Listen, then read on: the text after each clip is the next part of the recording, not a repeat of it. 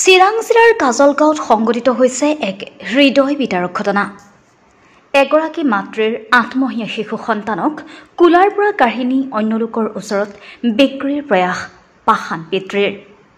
নিজৰ 8 মাহীয়া শিশু সন্তানক বিচাৰি কাজলগাঁও থানাত দ্বাৰস্থ হয় দুৰ্ভগীয়া মাতৃ। লক্ষণীয় যে কাজলগাঁও আৰক্ষী থানাৰ স্থানীয় সংবাদকৰ্মীৰ সহযোগত অভিযান চলাই জিলাখনৰ চিডলি থানাৰ অন্তৰ্গত বালিপাৰা গাঁৱত মংগল মুৰ্মু নামৰ লোকৰ ঘৰত উদ্ধাৰ কৰে শিশুটিক। ইপিনে শিশুটি থকা মংগল মুৰ্মুৰ মন্তব্য, শিশুটিৰ পিতৃ তেওঁৰ সম্বন্ধীয় ভাগিন।